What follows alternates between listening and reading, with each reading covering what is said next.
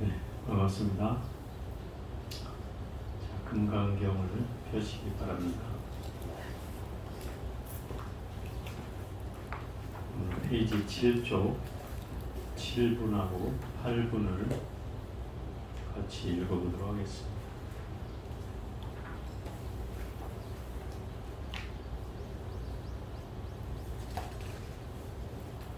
준비했어요?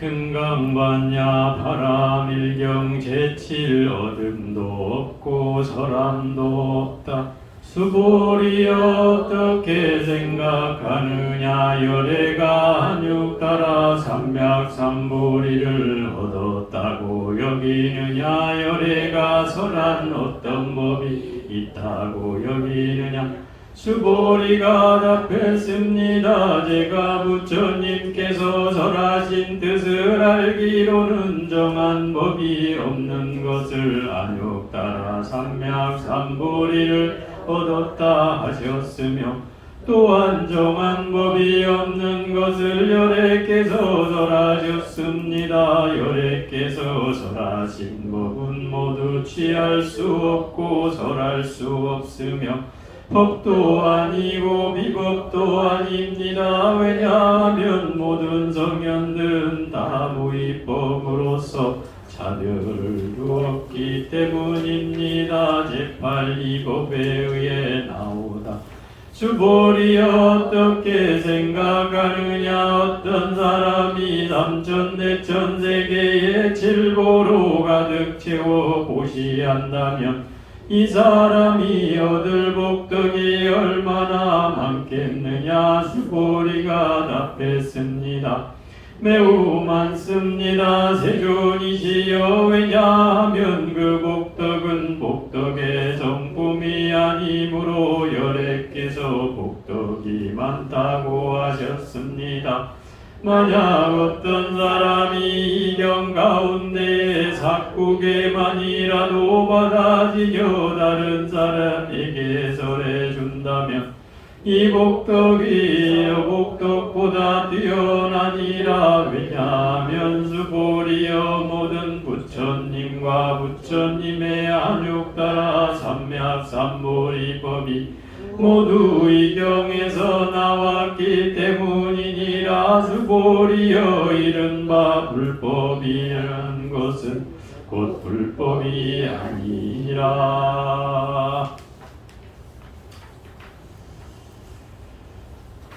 여러분의 또 기억을 되살리기 위해서 저번 장을 조금 요약을 하자면, 5장에서는 이제 열의 실견분이라고 해서 부처님의 열의 실상을 제대로 볼 수 없음을 얘기했고, 또 상이라고 하는 것과 상이 아닌 것도 또한 다 공하여서 그 두 개를 알아차리는 게 열애를 본다라고 얘기했고요.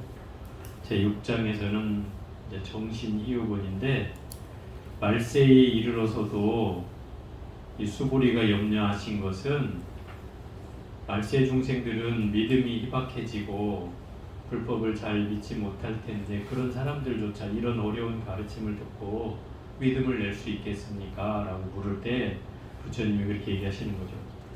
지금으로부터 설사 후 500세가 되었다 하더라도 이미 부처님께 공덕을 지은 사람은 지금도 있지만 그때도 있을 것이다.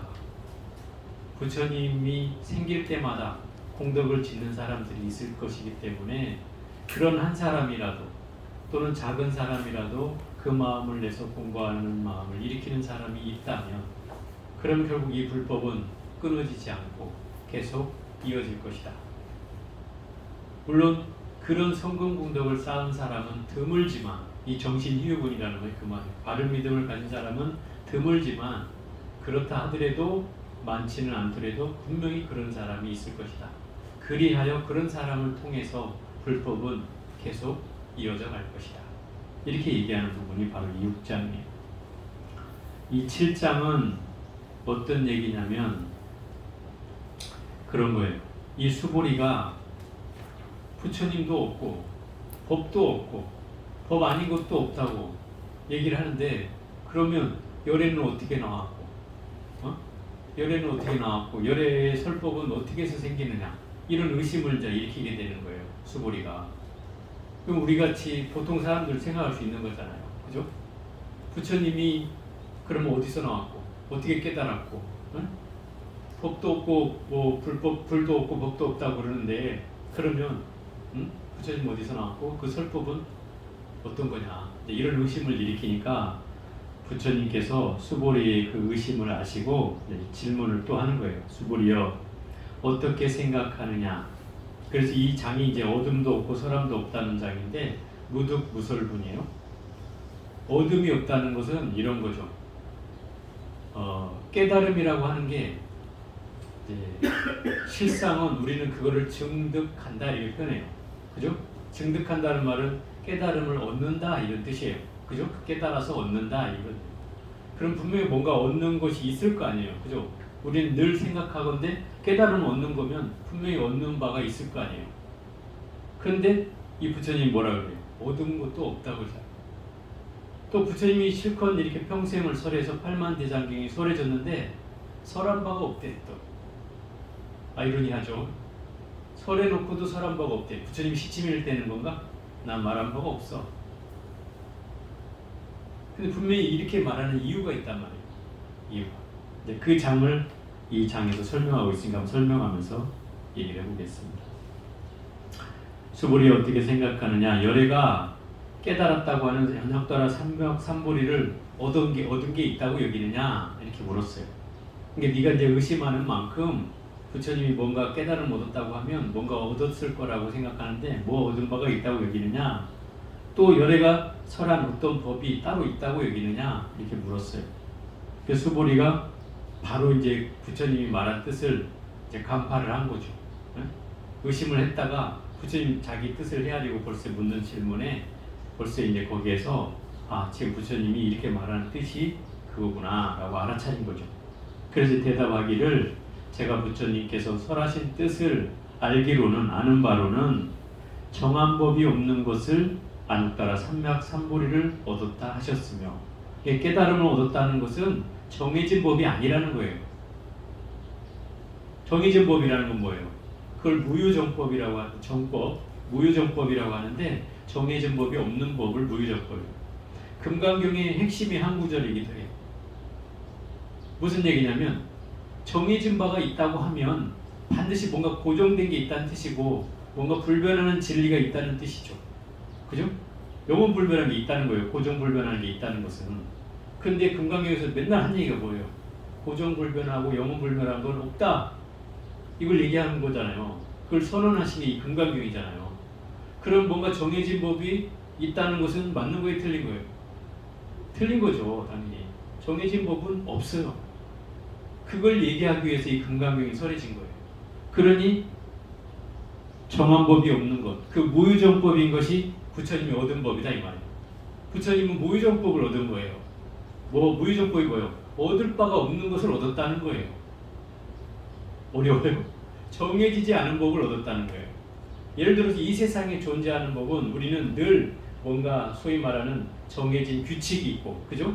삶의 법칙이 있고, 법규를 위반하면 우리가 벌금을 내거나, 그죠? 형무소에 가야 되거나 이렇게 되잖아요. 그런 룰이 있어요. 근데 이 룰을 가지고 진리라고 얘기하면 안 되죠. 그냥 이건 우리의 관습적으로 정해진 룰이죠. 그런데 정해진 법이 없다고 하는 것은 이런 거예요. 이 룰이라고 하는 것이 영원불멸한 게 아니에요. 그죠? 설사 우리가 법규를 정해놨어도 이 법이 시간이 지남에 따라서 법이 또 바뀌어요. 그죠? 사람에 따라서 또 세월에 따라서 시간에 따라서 법규가 전에는 이게 맞았는데 지금은 틀리다고 해요. 네? 그런 게 이제 생겨난단 말이에요. 예를 들어서 그리고 옛날에는 여성에게 참정권을 줬어요, 안 줬어요? 안 줬어요. 투표권이 없었단 말이에요. 근세만 해도 없었어요. 근데 그럼 근세에 생긴 거잖아요. 그러면 이것을 옳다 그르다로 나눠서는 안 되는 거죠. 이건 관습이니까. 그죠? 그렇지만 이 법은 변해왔다는 거예요. 그렇게. 세상의 변함에 따라서 참정권이 누구나에게 주어지고, 옛날에는 신분에 따라서도 없었어요. 노비는 투표권이 없었단 말이에요. 그렇지만 지금은 그런 걸 가리지 않는다 이거죠. 누구에게나 투표권을 줘야 돼. 나이만 되면 18세 이상이면 요새 투표권을 주듯이 그게 또 바뀐 거잖아요. 사실 예전에는 20살 넘는 사람에게 투표권을 주다가 18세로 바뀐 거잖아요. 그러니까 결국은 이 상황들이 세상이 변함에 따라서 이런 관습과 룰은 변해간다는 거예요. 그럼 결국 영원한 법이라는 게 없다는 뜻이죠. 마찬가지로 우리가 영원할 거라고 여기는 것은 이 법규뿐만 아니라 부처님의 가르침은 영원할 것이다 이렇게 생각하잖아요. 그죠? 근데 이 영원함 자체도 부처님은 뭐라고 해요? 무유정법이라고 해요. 고정된 영원불멸한 법은 없다 이렇게 얘기한단 말이에요. 그러니까 그 영원한 법이 없다는 것을 이 금강경에서 설명하고 있는 거예요. 그러니 부처님이 깨달았다고 하는 어떤 것이 어떤 걸 내가 얻었다는 그런 법도 또한 없다 이 말인 거예요. 실제로 있다고 하면 우리 눈에 보여져야 되고 현상계에 드러나야 되고, 물론 부처님의 위로서는 드러나지만 그것을 있다 없다로 얘기할 수는 없는 거다. 영원불멸한 거라고 얘기할 수는 없다 이 말이에요. 그래서 정해지지 않은 법이라고 얘기하는 거예요. 어디에도 걸리지 않는다는 뜻이에요. 이 말은 반대로 얘기하면 어디에도 걸리지 않는다는 뜻이에요. 그것을 부처님은 얻었다고 했다는 거예요. 그러니까 제가 얻을 바 없는 것을 얻었다는 것이 어디에도 걸리지 않는 법을 얻었다는 거예요. 그러니까 그 얻었다고 하는 말이 얻었다고 하면 어폐가 있는 말이 된다 이 말인 거죠. 그게. 또 부처님이 설해놓고도 설한 바가 없다. 어떤 정해진 법이 없다. 그런 것을 설했다라고 하는 것은 부처님이 설한 것은 그거예요. 예를 들어서 84,000 대장경에 존재하는 가르침이 얼마나 많아요. 8만장경이니까 그게 우리가 권수로 얘기하는 거거든요. 8만 대장경 하면 권수로 얘기하는 건데, 한 권이라는 게 우리가 두루마리를 했을 때 이렇게 쫙 펴서 한 판을 복사하는 8만 대장경 해인사에 있는 그 경판을 하나 복사하는 것이 한 권이에요. 한 권. 옛날 두루마리로 한번 딱 펴서 읽을 수 있는 거를 한 권이라고 했어요. 이게 낱개로 8만 장이 있다는 뜻이에요. 8만 대장경이란 말은 이게 낱개로 8만 개가 있다는 뜻이에요. 그래서 지금 뭐 소실된 걸 빼놓고라도 어떤 8만 몇천 개 있어요. 어찌됐든 그 대장경으로 말하면 얼마나 많아요. 부처님 말씀이. 그렇게 많이 말씀해 놓고도 부처님 한마디도 설한 바가 없대요.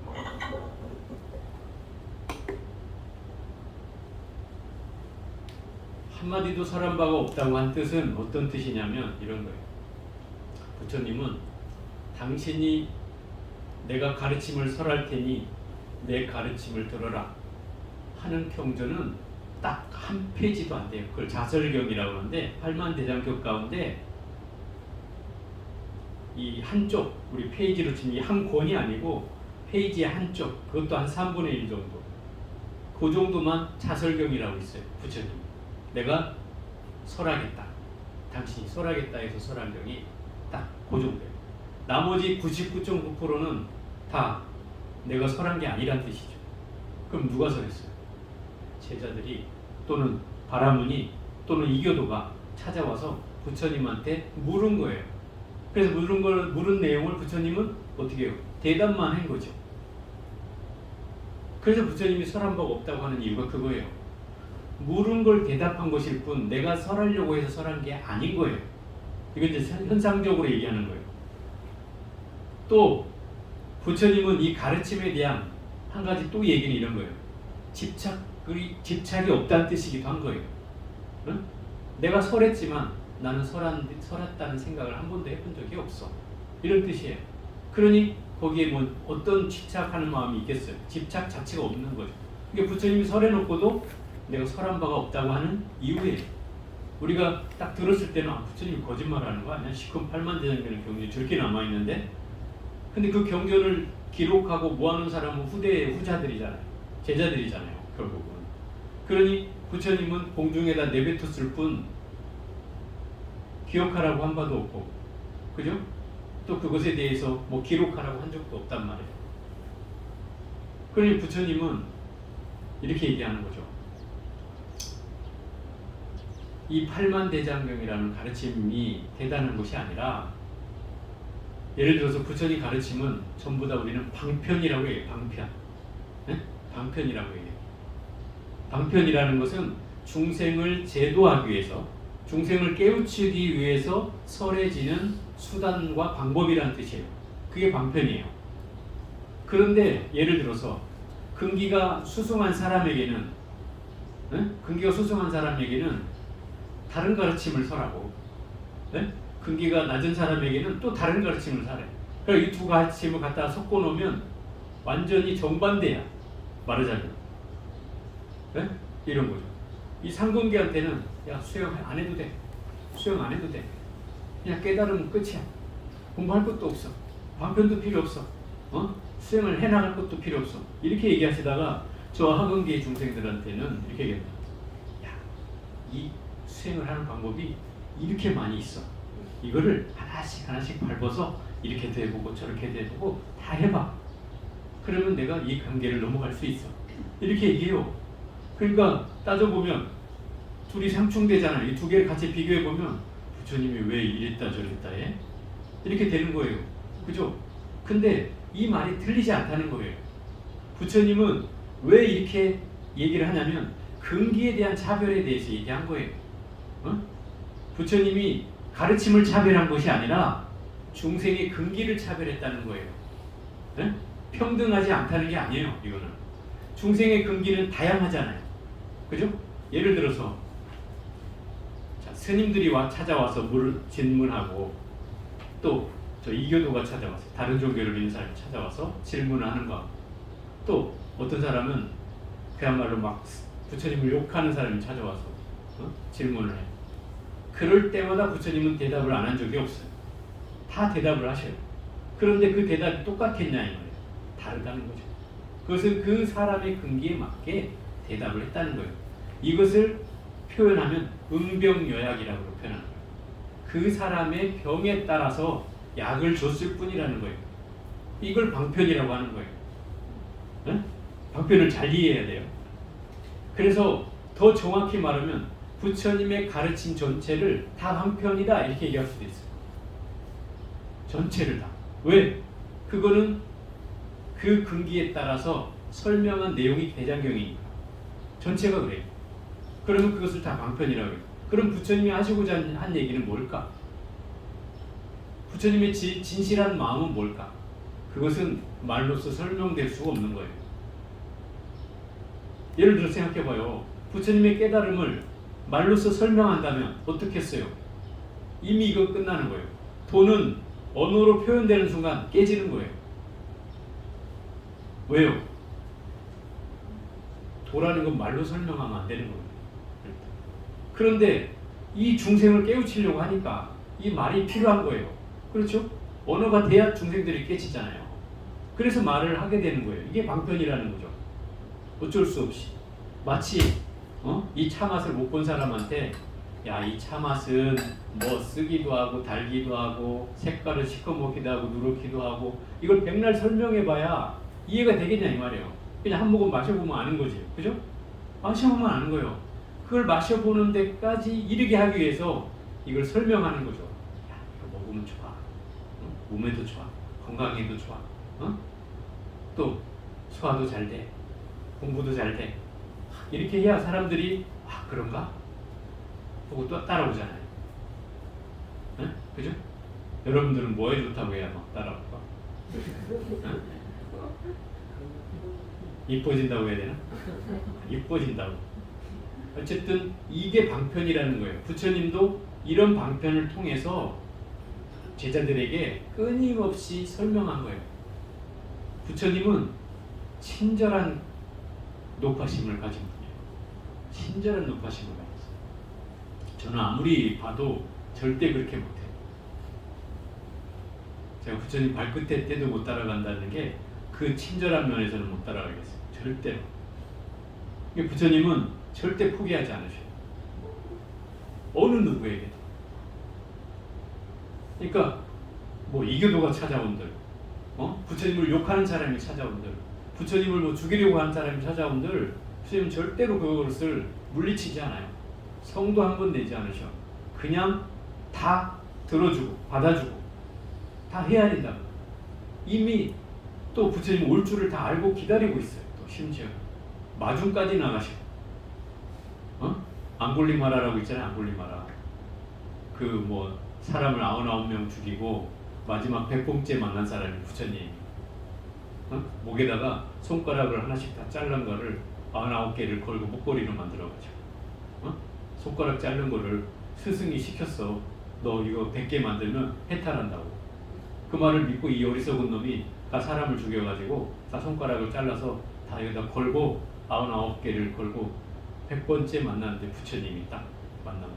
부처님 딱 기다려요. 거기서 새벽녘에 안개가 탁 끼어있는 곳에 딱 서 있는데 앞에 앙골리마라가 딱 걸어. 앙골리마라 어땠겠어요? 이미 99명을 죽인 사람이 이 사리심이 가득해가지고 적개심으로 야 100번째 드디어 만났다. 내 너만 잡으면 이제 100번 100개를 채운다. 그러고 막 달려오죠. 부처님 가만히 있는데 부처님이 다가오질 않아요. 자기는 열심히 뛰어가고 있는데 부처님 계속 멀어져. 백날 해도 안 되죠. 거기서 포기해요. 이제. 아, 저분은 뭔가 신통력이 있는 뭔가 안 된다. 내가 딱 포기했을 때 부처님이 쭉 다가가요. 바로 몇 마디에 거기서 눈물을 흘리면서 참여를 하게 됩니다. 그래서 이 앙골리마라도 제자로 받아들였단 말이에요. 그로부터 부처님이 이렇게 얘기했어요. 자, 이 제자를 받는 순간부터 너희들은 공양에 나가거든 빈바루로 돌아올 것이다. 돌을 던지면 돌을 맞고 침을 뱉으면 침을 맞고 일주일 동안 묵묵히만 견뎌라. 그래서 제자들이 진짜 발을 들고 나갔는데 살인마를 출가시켰다고 동네 사람들이 바로 여기 탁발에다 아무것도 안 주는 거죠. 안 주는 것뿐만 아니라 막 돌팔매질하고 욕하고 침 뱉고 일주일을 그랬어요. 일주일. 근데 일주일이 지나자 그때부터 잦아들기 시작해요. 그러면서 공양을 조금씩 주기 시작하고 그러면서 뭔가 정상적으로 돼가지고 그걸 견뎠어요. 부처님은 그냥. 그러니까 어떻게 생각해보면 지금은 살인자가 출가를 할 수 없어요. 지금은 법적으로 안 돼. 범법자는 출가를 할 수가 없어요. 또 지금 나이 제한도 있어. 그죠? 부처님 당시에는 없었어. 나이 제한이 어디 있어. 늙은 사람 찾아와 출가하겠다 그러면 다 받아줬어요. 부처님 마지막에 돌아가시기 직전에 찾아온 제자가 한갑이 넘은 사람이에요. 마지막 제자. 그 사람이 그렇게 얘기해요. 나도 이제 죽을 날이 얼마 안 남았습니다. 그 사람이 바라문이었거든요. 브라만 출신이었단 말이에요. 다른 이교도였죠. 제가 부처님의 명성을 듣고 부처님을 뵙고자 했으나 인연이 안 되어서 여태껏 못 만났다가 부처님이 결국 돌아가신다는 소식을 듣고서야 제가 헐레벌떡 찾아왔습니다. 근데 온 날이 그 마지막 날이야. 부처님 돌아가시기 직전. 아난이 못 만나게 하는데도 부처님이 한사코 아난을 제지하고 들여보내요. 그 마지막 제자가 수달타라는 그 마지막 제자를 만난다. 그리고 마지막 제자한테 개까지 줘요.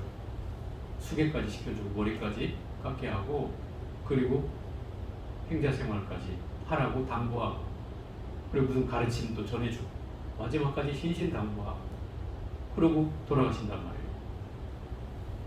그러니 부처님 삶으로 보면 부처님 이렇게 너무나 많은 제자들에게 훌륭한 가르침들을 설해왔단 말이에요.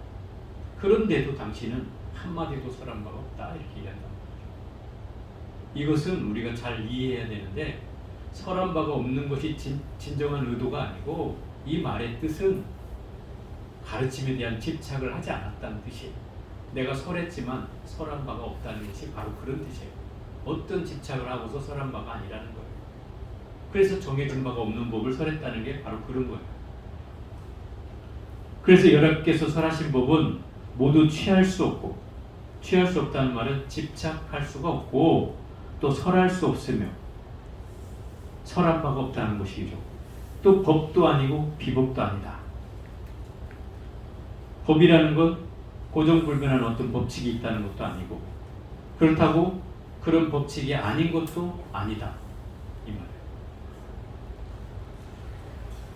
왜냐하면 모든 성현들이 누구예요? 이 가르침을 수행하는 그 성자들이 된 사람들을 말하죠. 그럼 보살이나 성문, 영각 등등의 그런 성현들은 다 무위법으로서 차별이 있기 때문입니다. 그래서 이 무위법이라는 걸 잘 알아야 되는데, 무위법으로 차별이 있다고 하니까 뭔가 성직자들을 차별을 둔 것처럼 얘기하지만, 사실은 무위법이라고 하는 것은 어디에도 걸려지지 않는 법이에요. 걸려지지 않는 법. 그 얘기는 지금까지 얘기해온 금강경에서 얘기하는 무주, 어디에도 머무는 바가 없고, 그죠? 무상, 어디에도 걸리는 바가 없고, 또 나라고 할 것도 없는 그런 법이에요. 그게 바로 무위법이에요. 그럼 무위법이라는 건 대체 뭐냐? 이렇게 얘기하는데, 그냥 우주 자체, 자연 자체, 내 성품 자체, 이걸 말한다고 할 수 있어요. 부처님의 깨달음 그 자체. 그것은 뭐라고 형용할 수 있는 게 아니에요. 그죠? 형용할 수 있는 게 아니에요. 예를 들어서 진리나 도라고 하는 거, 깨달음이라고 하는 거를 뭐라고 얘기하는 순간 제가 잘못된다고 그랬죠. 네? 입으로 얘기하는 순간 도라고 하는 거, 깨달음이라는 건 다 잘못되는 거예요. 그래서 부처님이 말없이 전한 도리가 있어요. 누구한테? 가섭에게. 네? 그게 이심전심이라는 거예요. 말없이 전한 도리. 선가에서 하는 말로 하면 직지인심, 본린문자, 현성성불, 본린문자, 이런 말을 하거든요. 그게 무슨 얘기냐면, 이 사람의 마음을 바로 가르쳐서 깨달음을 얻게 한 그 가르침이 있다 이 말이에요. 바로 가르쳤어.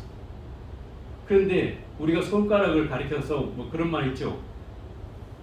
달을 가리킨 손가락은 왜 보나? 달을 봐야지. 이런 말 들어봤죠.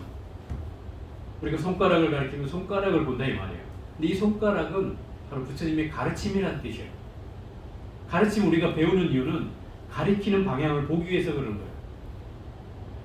그런데 이렇게 손가락을 가리켰으면 그 손가락이 가리킨 그 달이 떠 있는 곳을 봐야 되는데, 우리 중생들은 이 손가락을 본다는 거예요.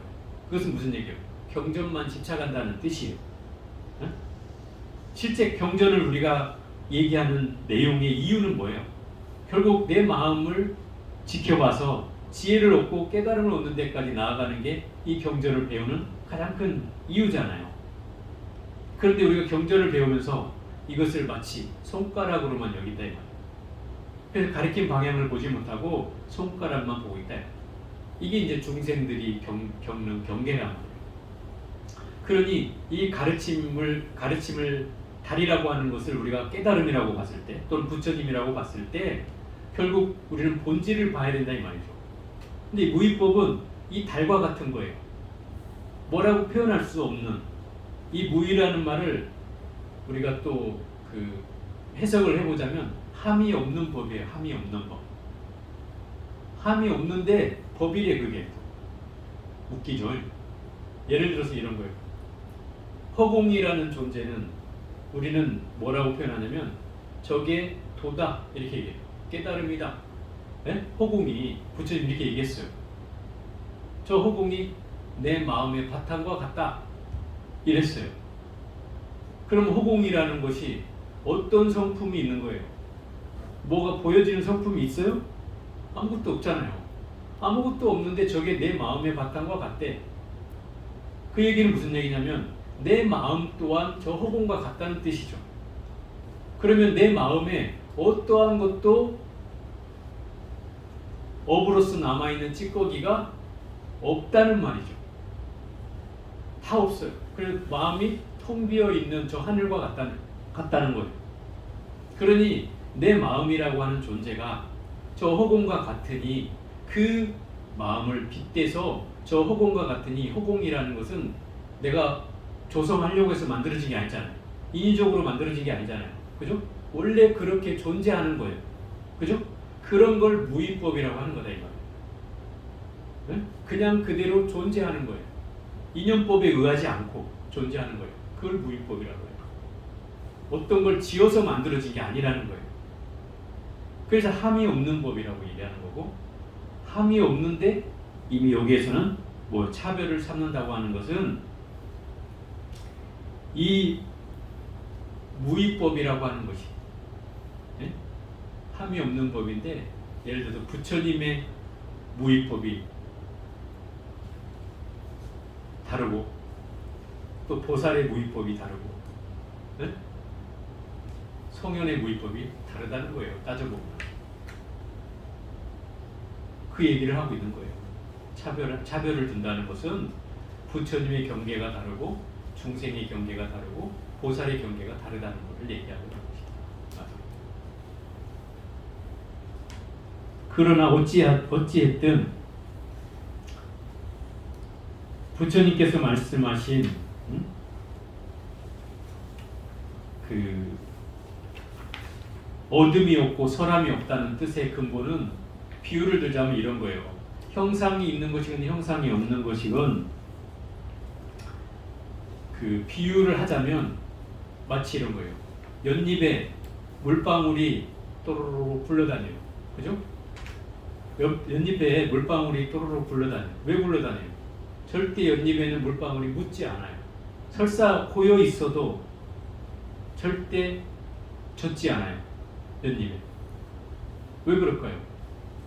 그 얘기가 무슨 얘기냐면 부처님을 이 연잎에 비유한다면 어떤 걸 마주해도 부처님은 거기에 오염되지 않는다는 뜻이에요. 그죠? 이교도를 만나든 나를 욕하는 사람을 만나든 살인자를 만나든 응? 어떤 경계를 만나든 거기에 부처님은 걸리지 않는 거죠. 그죠? 그게 바로 여기서 말하는 어둠도 없고 설함도 없다는 것은 누군가에게 뭔가 가르침을 주지만 나는 거기에 집착되는 바가 한 푼어치도 없다는 뜻이에요. 연잎에 물방울이 묻지 않듯이. 이해가 돼요? 그래서 부처님이 어둠도 없고 설한 바도 없다라고 얘기하는 거예요. 이걸 잘 이해해야 돼요. 자, 8번째 장. 이 8번째 장은 의법 출생문이라고 해서 이 법에 의해서 뭐가 나왔어요? 부처님과 안욕따라 삼맥삼볼법이 다 나왔다는 거예요. 이 법에서. 이 법이 뭐예요? 이 경전의 법에서 나왔다는 거예요. 이거 굉장히 중요한 의미를 가져요. 이게 부처님과 모든 부처님과 깨달음이라는 것이, 안욕따라 삼백삼보리법이 깨달음이에요. 모든 부처님과 이 깨달음이 다 이 경전에서 나왔대요. 오, 대단하죠? 이걸 잘 들어야 돼요. 왜 이 말씀을 하시는지를.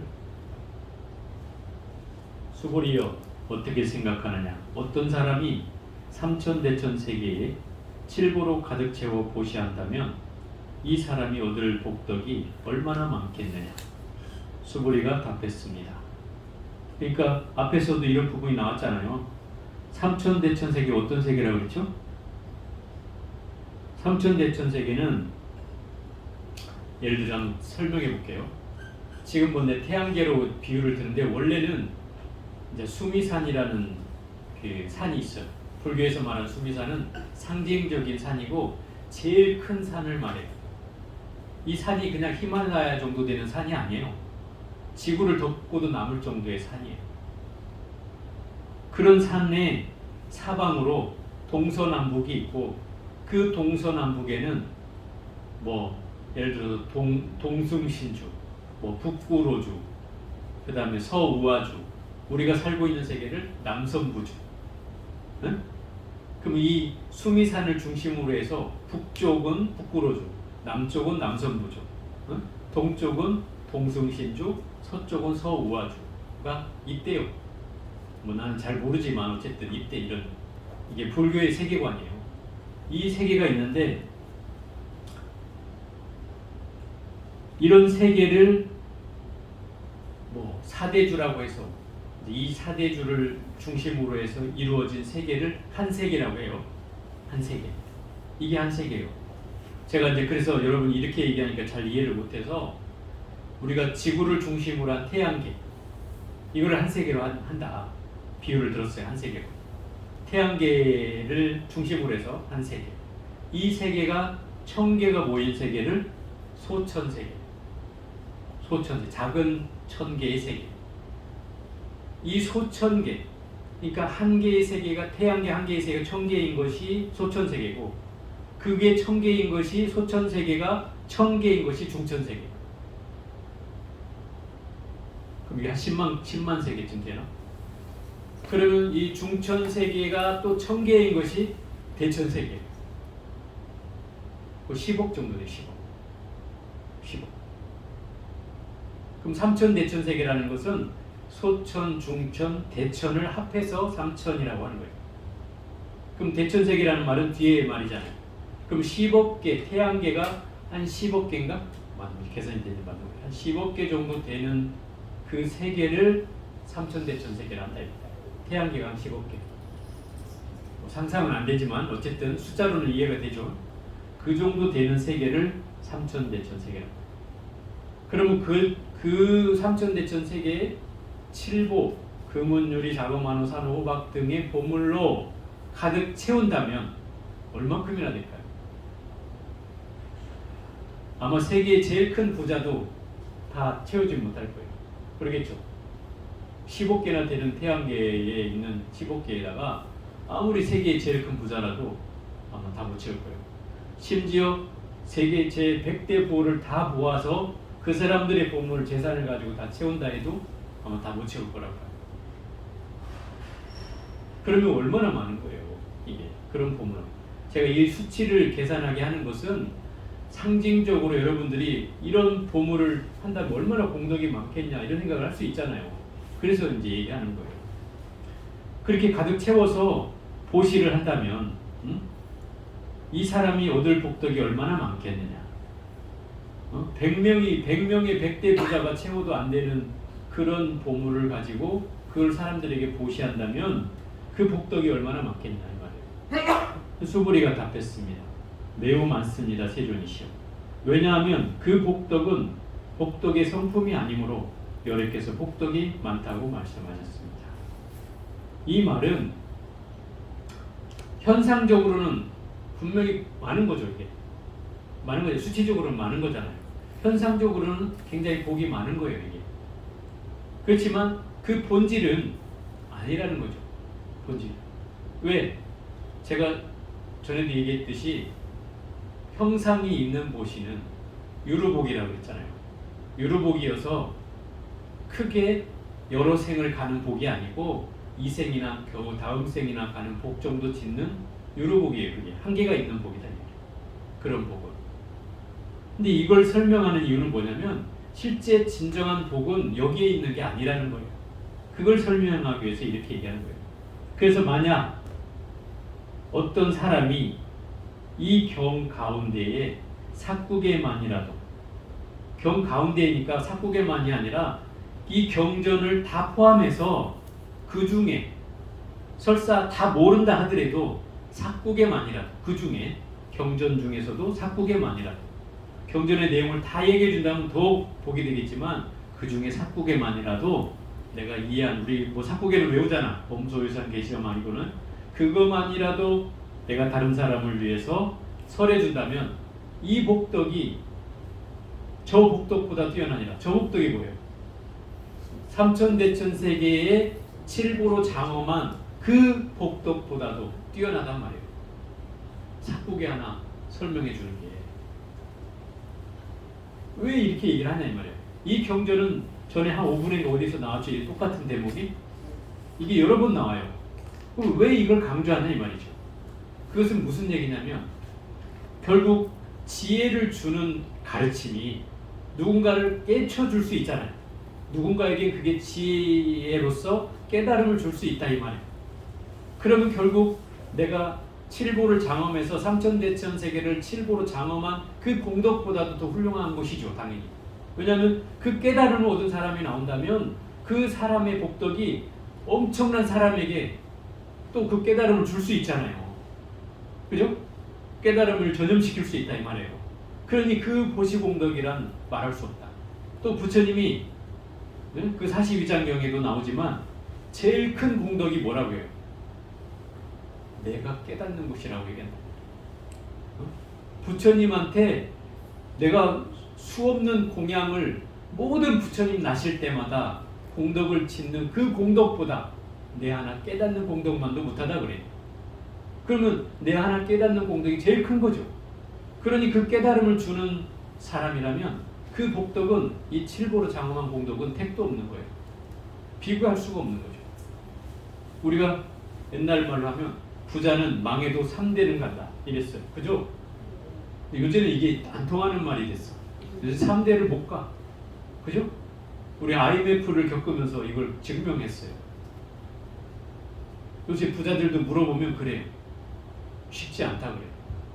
왜 쉽지 않냐면 지금은 엄청난 정보력과 엄청난 세상의 이치를 알아야 되고, 그죠? 또 세상의 유행을 알아야 되고, 세상이 어떻게 변해가는지를 알아야 돼요. 그래서 지금 대기업들은 다 무슨 첨단의 뭔가를 자기 먹거리를 하기 위해서 엄청나게 다 노력하고 있어요. 그죠? 삼성도 이렇게 하니까 요새 뭐 AI니 뭐 로봇이니 막 이런 거 한다고 그러고, 현대는 이미 로봇 회사를 인수했고, 그죠? 큰 회사들은 전부 다 이런 데 혈안이 돼 있어요. 목걸이, LG는 막 배터리에다 혈안이 돼 있고, 결국 이런 것들이 자기들이 살기 위해서 몸부림치고 있는 거예요. 우리나라는 굉장히 빨리 변하지. 외국 애들이 못 쫓아오는 이유들이 이런 거예요. 이 시스템 우리 너무 빨리 변해. 세상의 흐름에 너무 빨리 변한다는 거예요. 이게 좋은 면도 있지만 또 한편으로는 우리의 과거를 송두리째 없어져 버리잖아요. 순식간에 사라져 버려. 좋았던 기억들이 지금은 아무런 옛날에 뭐 추억처럼 얘기하는 일이 돼버리고, 아무것도 아닌 일이 돼버리는 이런 현상이 바뀌잖아요. 결국은 이렇게 많이 변해가는 것들이 뭐냐면 살기 위해서 그러잖아요. 살기 위해서. 그래서 그렇게 몸부림치는 이유가 자식들한테도 제대로 된 걸 물려주기 위한 거죠. 그죠? 그러다 보니 결국은 끊임없이 우리 대물림을 하기 위해서는 뭔가 자식들이 현찮으면 안 돼요. 안 된다고. 우리 뭐 제가 대기업을 얘기해서는 안 됐지만 옛날에 그 대한항공이 있었잖아요. 대한항공 얘기도 많이 혹시 관계자가 있는지 모르겠는데, 그 옛날에 제가 왜 이 얘기를 하냐면 그 대한항공을 만든 사람이 조중훈 회장이라는 분이에요. 이분이 아주 불심이 지극한 분이었어요. 사실 또 이 사람이 또 찢어지게 가난한 집에서 태어나서 살았어요. 자수성가한 사람이. 사업이 안 돼가지고 이 사람이 저 월정사, 오대산 월정사에 가서 엄청나게 기도했어요. 부자가 되게 해달라고. 거기서 그 기도한 공덕으로 어찌됐든 슬슬 풀리기 시작해서 이 대한항공을 인수하게 됐고, 그리고 대한항공이 이제 커지게 됐는데, 그래서 이분이 당시 살아생전에는 절에 어떠한 일이 생겼다고 얘기만 들을 때마다 헬기 타고 쫓아갔어요. 제일 먼저 쫓아갔어요. 옛날에 금산사 불 났을 때도 제일 먼저 쫓아가서 조용히 봉투 하나 내려놓고 오는 거예요. 절대 자기를 내세우지 않았어요. 그렇게 복덕을 지으면서 관리를 했다 이 말이에요. 그래가지고 그 후손대까지는 그나마 자기 아들까지 손주까지 왔나요 지금? 왔는데 잘 3대까지 왔어. 근데 지금 자식들이 뭐 무슨 뭐 갑질하고 막 이런 영상이 떠다니고 막 하고 꼬꾸라졌잖아. 이번 이 코로나 사태 때 전에부터. 물론 코로나 사태 때문에 좀 잠잠해지긴 했지만 결국 뭐 어쨌든 코로나 이익 보는데 또 대한항공밖에 없다대 또. 어찌됐든 이제 그 얘기를 하는 것은 복력이 필요한 거예요. 사실은 이 부자는 복력이 필요해요. 그 복력을 어떻게 해야 복력이 생기냐면 공덕을 지어야 돼. 끊임없이 공덕을 지어야 돼. 왜? 부자는 죽을 때 한 푼어치라도 더 가지고 갈 수 있는 부자는 없어요. 여러분보다 더 가지고 갈 부자 없어. 없죠? 있으면 나오라고 그래요. 내 전 재산을 내가 줘. 그러면 얼마 되지는 않지만. 그게 무슨 얘기예요? 부자는 부자의 값어치를 해야 된다는 거예요. 그게 뭐예요? 가지고 갈 수가 없기 때문에 잘 써야 돼. 어려운 사람을 위해서, 힘든 사람을 위해서 잘 써야 돼. 그게 부자의 도리야. 그게 그 복을 유지하는 방법이에요. 근데 옛날에 부자들은 그렇게 했어요. 옛날 토종 부자들, 우리나라 역대로 토종 부자들은 다 그렇게 살았어요. 그게 미덕이었어요. 그게 그렇게 해야 되는 도리였어요. 근데 지금 부자들은 안 그렇다. 그런 도리를 못 배웠다. 아버지가 태어나자마자 아버지가 부자야. 어렸을 때 내가 어려움을 한 번도 겪어본 적이 없어. 내가 해달라는 대로 다 해줬고 필요한 대로 다 사줬고 내가 하고 싶은 대로 다 하고 살았단 말이야. 뭐가 어려움이 있어요, 이런 사람에게. 그게 남의 어려움을 살펴요? 절대로 안 살피는 거예요. 이래서 안 살피는 거예요. 그래서 교육이 중요한 거예요. 교육이 중요해요. 옛날에 왕들은 따로 살았어요. 따로 살았어요. 무슨 얘기예요? 왕이 대기한 왕자들은 태자 빼놓고는 궁궐에 있지도 못했어요. 다 바깥에서 살아야만 됐어요. 바깥에서 고생해. 왕자인데도. 왜요? 태자를 보호하는 조건으로 다 왕자들을 내보내는 거예요. 왜냐하면 태자 하나가 왕자가 있으면 또 그것 때문에 알력이 일어나고 서로 또 다투고 하니까 다 내보낸 거예요. 이제 밖에서 고생하면서 서민들의 삶을 체험하게 되는 거죠. 당연히. 그죠? 그러다가 이 태자가 잘못되거나 이랬을 때 그 두 번째, 세 번째 왕자들이 다시 왕이 되잖아요. 또 심지어는 그게 종친이 짓게 된 왕자가 없으면 반개라도 찾아서 왕으로 삼잖아요. 정조라는 사람은 그런 사람이잖아요. 왕들 중에 그런 사람이 많거든요. 그럼 그런 사람들은 다 바깥에서 자란단 말이에요. 그러니까 그 사람들은 세상의 도리를 아는 거예요. 응? 세상의 이치를 안단 말이에요. 그래서 왕노릇을 잘하는 거죠. 어려움을 모르고 자란 자식은 왕이 돼서도 제대로 못하는 거예요. 마찬가지로 대기업의 자제들도 똑같아요. 그런 어려움을 모르고 자란 자식은 결국 자기 밑에 있는 사원들 또는 회사에 일하고 있는 사람들의 어려움을 이해 못해요. 그래서 결국 회사가 망하게 되는 거예요. 그런 것들 때문에. 그런 것들이 결국 우리가 똑같아요. 부자를 말할 곳도 없이 여러분의 자식들도 똑같아요. 그죠? 옛날에 부모들은 여러분들 세대만 해도 그래도 어렵게 컸어요. 힘들게 자랐고 형제간과 경쟁하면서 컸어요. 그래서 사회 속에서 적응하고 살아오는 것이 너무 어렵지 않게 살아왔어요. 근데 지금 자제들은 어때요? 어려운 거 없이 커요. 부모가 고생 안 시키고 자라게 하려고 열심히 먹이고 재우고 해서 어려운 거 없이 컸단 말이에요. 근데 문제는 이런 사람이 사회에 나가니까 더 힘들어요. 왜? 어려운 걸 경험해보지 못했으니 나가서 부딪힐 때마다 힘든 거죠. 결국 똑같아요. 이게 과거인 거예요. 결국 부모의 과거예요. 부모가 자식을 제대로 교육시키지 못한 과거예요. 그걸 또 고스란히 자식이 힘들어하면 그걸 누가 겪어요? 부모도 겪어야 되잖아요. 아파해야 돼요. 같이. 그러면 그 책임은 나한테도 있다 이 말인 거죠. 그게 이제 이 칠보를 장엄한 이 부자도 결국은 이 깨달음을 주는 삭국에만은 또 못하다 이 말인 거예요. 그러니까 뭐를 줘야 되는 거예요? 깨달음을 줘야 되는 거예요. 지혜를 줘야 되는 거예요. 세상을 사는 지혜를 가르쳐 줘야 되는 거예요. 자식한테 재물을 남기지 말고 지혜를 줘야 된다 이 말이에요. 이런 가르침을 통해서 배워야 되는 거죠.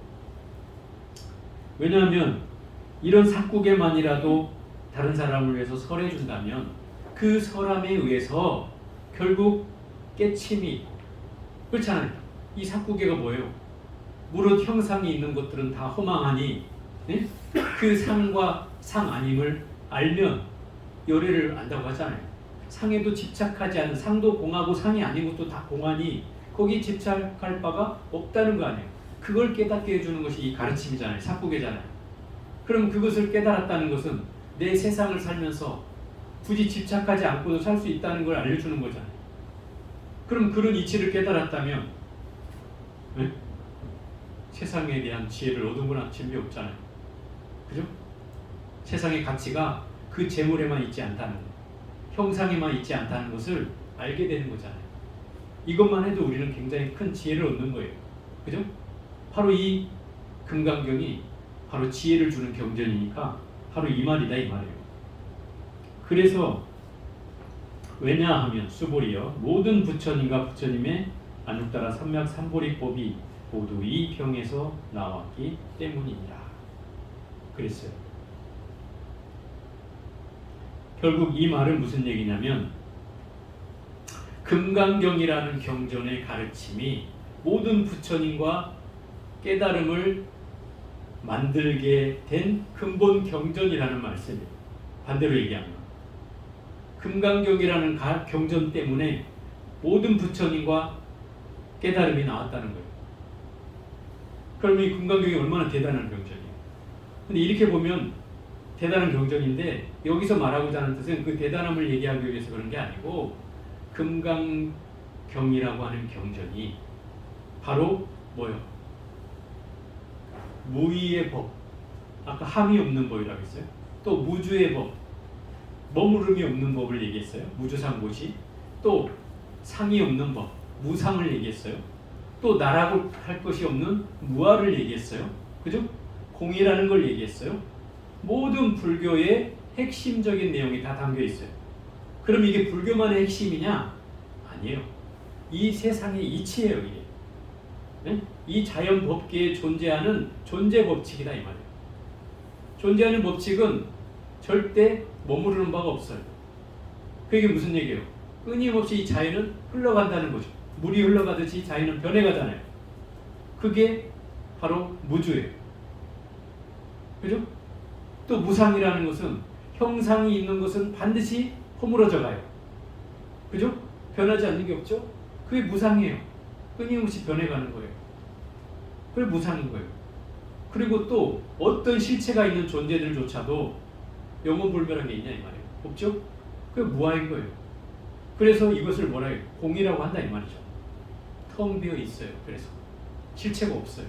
이게 우주법계, 자연법계, 또 내 마음 안에 존재하는 모든 이법, 자연스러운 이법이, 이치의 법이 바로 이 공이라는 것이고 무아라는 거고 무주라는 거예요.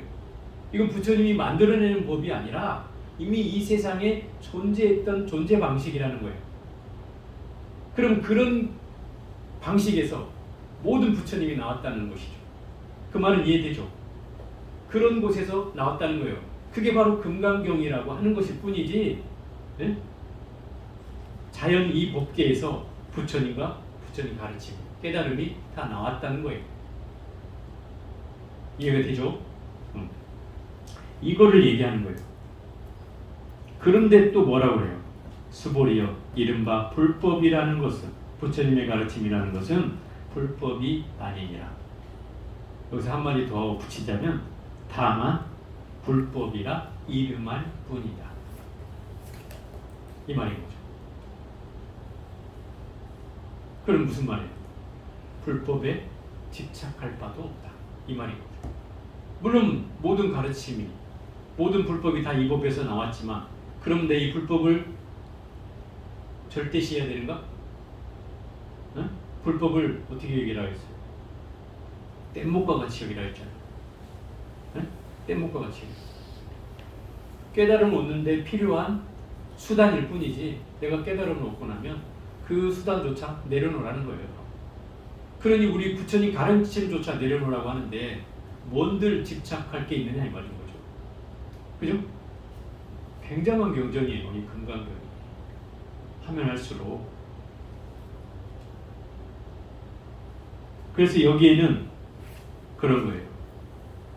집착할 바도 없고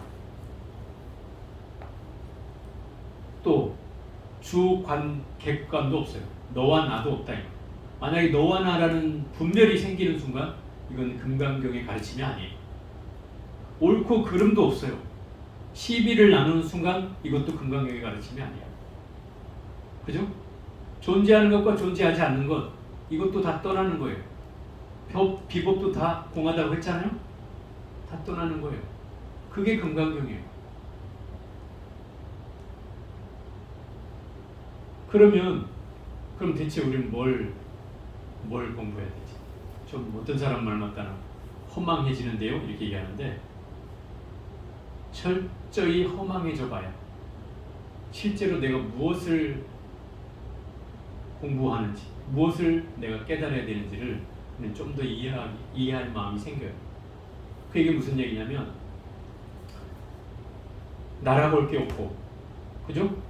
어디에 머물러서도 안 되고 또 상이라고 할 것도 없고 상에도 집착해서도 안 되고 그렇다고 하면 나라는 존재는 어디에도 집착한 바가 없는 허공과 같은 존재가 된다는 뜻이에요. 그렇게 돼요. 내 존재가 나와 허공이 똑같아지는 거예요. 네? 허공과 나의 성품이 똑같아져. 마치 부처님과 중생이 차별이 없다고 하는 말과 같은 거예요. 네? 중생이 불성이 있다고 하잖아요. 그럼 중생이 불성이 있다는 부처님의 불성과 똑같다는 뜻이에요. 그런 성품으로는 중생과 부처님이 서로 교집합이라고 해요. 수학으로 치면 교집합.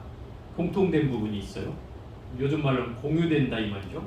그런데 이게 중생이 왜 그것을 모르는가 하면 내가 업식으로 덮여 있어서 내 불성이 있다는 사실을 내가 자각하지 못할 뿐이에요. 자각하지 못해. 아니 나는 중생이야. 뭐 내가 하는 짓이 뭐 그렇지 뭐 이렇게 여기면 이 중생을 벗어날 수 있어요 없어요? 절대 못 벗어나죠. 왜? 여기서 얘기잖아. 중생이라는 영원한 게 없어요. 여러분 영원히 중생이 아니다 이 말이에요. 그런데 아니 나는 뭐 내 팔자에 뭐 내가 부처가 되겠어? 깨달음이나 얻을 수 있겠어? 이렇게 여기는 순간 나는 중생을 벗어날 수가 없다는 얘기예요. 내 스스로 이미 내가 어떤 상을 만드는 것 같아. 이것도 없다고 하잖아요. 그럼 부처님 말은 뭐예요? 끊임없이 변해간다는 거예요. 끊임없이 내 마음도 변해가고 세상도 변해가고 다 변해간다는 거예요. 변하지 않는 건 아무것도 없다는 거예요. 심지어 부처님 가르침조차 변한다는 거예요. 그러니 뭘 믿으라는 거예요? 이 변하는 것을 믿으라는 거예요. 변하는 것을. 그것을 알아차리라는 거예요. 그래야만이 내가 어디에 집착하지 않을 수 있다는 거예요. 그죠? 집착하지 않을 수 있어요. 어디에 머물지 않을 수 있어요. 아 이게 나라고 할 게 없구나. 이걸 알 수가 있다는 거예요. 이런 깨달음을 준다 이 말이에요. 이 경전이. 그래서 반야바라밀경이라고 하는 거예요.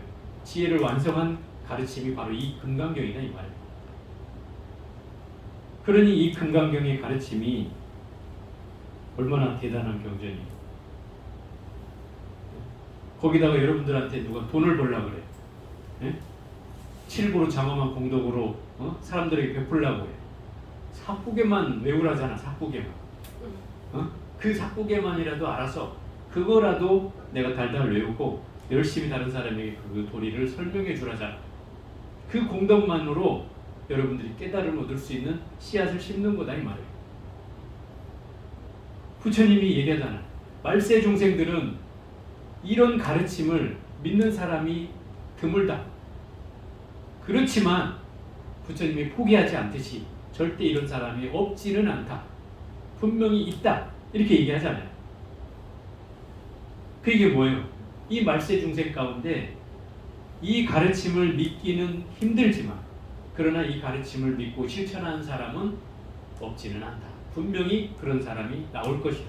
그래서 이 불법이 계속 될 것이다. 이렇게 얘기하는 거예요. 그러니 이 가르침을 제대로 공부할 이유가 있는 거죠. 당연히. 그래서 우리가 이 공부를 하는 거예요. 그러니 어쨌든 우리는 과거의 법을 이어서 왔듯이 또 지금 현재의 법을 이어서 또 다음 세대에 전해줄 책임을 우리는 가져야 되는 거예요. 그래서 여러분들이 이렇게 열심히 공부해서 이런 여러분들의 깨달음이 온 한 부분이 있다면 그걸 다른 사람에게 한마디씩 전해주는 공덕을 지으라는 거예요. 그게 여러분이 이 깨달음의 씨앗을 내 마음의 밭에다가 심는 것이다 이 말이에요. 그죠? 그런 법을 여러분들이 배우고 있으니 이 법이 얼마나 중요한 거냐 이 말이에요. 이런 게 금강경이에요. 재밌죠? 안 재밌어요? 저만 재밌나? 자, 오늘은 어려워.